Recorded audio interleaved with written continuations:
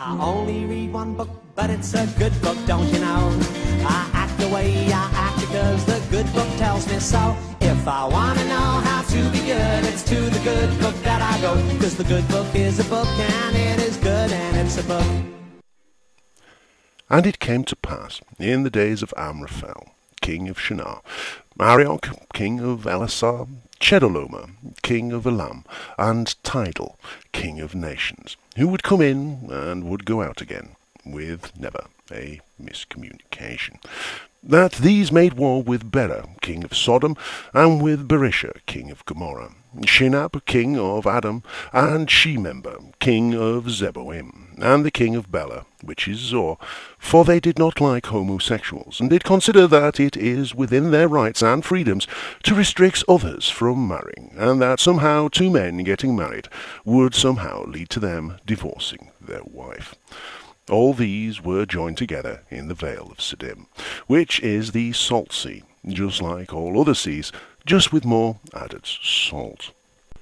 12 years they served Chedorlaomer, and in the 13th they rebelled, because someone had lost the ring that bound all the other rings together,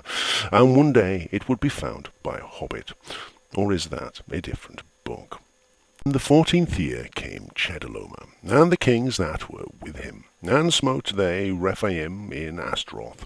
Karanaim, and the Zuzims in Ham, and the Emins in Shave-Kirathaim, for they had worked out that the Lord was not all that good at enforcing that do not murder and kill rule that he did instruct Noah and his sons to obey just a few chapters back, and so did take the piss.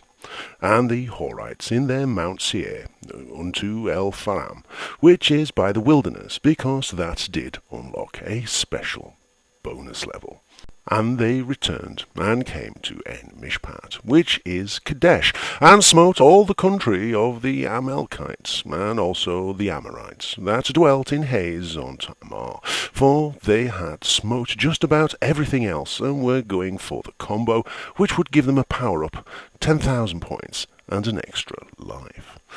And there went out the king of Sodom, the king of the Sodomites, who, if the legend is to be believed, was out already. And he did look fabulous, darling, on his big white horse, wearing studded leather armour covered in sequins and tassels, with matching arseless chaps, and he did look like a cowboy. And the king of Gomorrah, who did dress as a construction worker, and the king of Adam, who did dress as a policeman, and the king of Zeboim, who did dress as a Native American Indian, and the king of Bela, the country and not the woman's magazine, the same as Zor, who did dress as a biker with a prominent horseshoe moustache, and they joined battle with them in the Vale of Siddim, and they did go west from the village that they did come from, looking like macho men that did, on occasion, visit the YMCA. With Chedorlaomer, the king of Elam, and with Tidal, king of nations, and Amraphel, king of Shinar, and Arioch, king of Elasar, 4 kings with 5. However, the 5 kings were really queens, if this book is to be believed. And the Vale of Siddim was full of slime pits, and the kings of Sodom and Gomorrah fled, for they did not wish to dirty their outfits, and fell there. And they that remained fled to the mountain like a big bunch of girls. Once they found out that the pummeling that the opposing army did want to give them was not the pummeling that they did think it was. And they took all the goods of Sodom and Gomorrah, and all their victuals, and their lunch money too, and went their way, which, considering that Sodom and Gomorrah were famed for, must have been an amusing sight, and rather embarrassing for the more manly men of the attacking army. And they took Lot, Abram's brother's son, who dwelt in Sodom, and his goods, and departed. For the soldiers did get confused when the kings did say, Take the Lot, which was a very bad mistake. For they did not believe him when he said that he only kept sheep for the wool and the mutton, and when he said he had some pegging to do, he meant that he needed to secure his tent.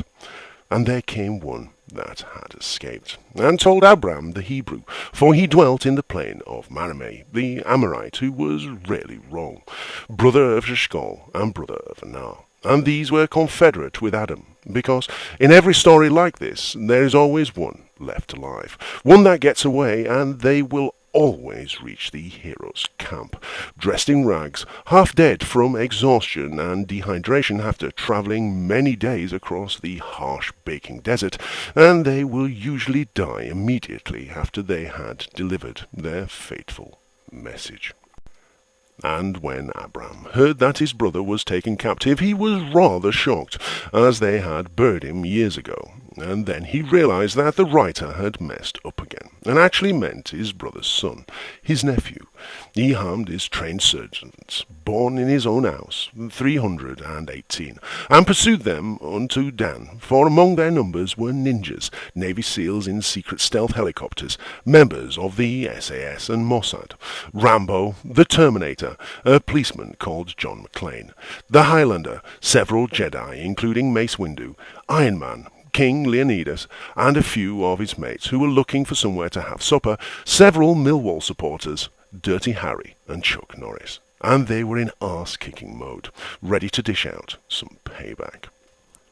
And he divided himself against them, he and his servants by night, and smote them, ripping them limb from limb, handing out arses left, right, and centre, and Mace Windu would chop off many hands and arms, and Dirty Harry would count his shots and ask his opponents if they did feel lucky. John McClane did blow some shit up, the Highlander did chop off some heads, and the Terminator did mistake several people for someone who would one day be called John Connor, and the whole battle did resemble the fight scenes from 300, only with 18 extra Spartans, which made all the difference. And the SAS men did fuck up their mission big style, but did make a fortune later on after they did write a book about it, and they pursued them unto Hobah, which is on the left hand of Damascus, and the Navy SEALs in their stealth helicopters did find them, living a luxuriant life in a fortified 3-story mansion, and they did shoot them in the head as they hid behind their wives, before dumping their bodies in the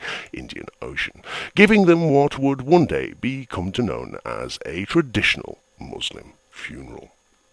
And he brought back all the goods, and also brought again his brother Lot, who wasn't his brother, but rather his brother's son, and his goods, and the woman who also, for many of them were most pleasing to the eye, with a most pleasant suntan, and did wear nothing more than skimpy bikini bottoms, flimsy white t-shirts, and ridiculously tall high-heeled shoes, and did like to frolic in the sunshine and spray each other with water when washing the chariots, so that their flimsy white t-shirts did all but turn see-through, and they would throw buckets of hot, soapy water on one another, and strip off and do unspeakable things. And this pleased Abram greatly, and he did praise the Lord.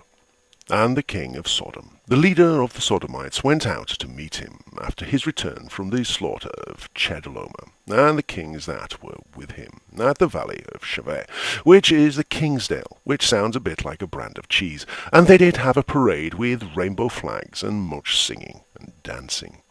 And melted Cheesy Dick, king of Salem, brought forth bread and wine, and he was the priest of the Most High God, inferring that there were less high gods, and not just one single God, which is probably who God is talking to when we think he is talking to himself. And the question arises, when the Lord God says that he is the one true God, who are the other ones? And if this narrative is so perfect and inerrant,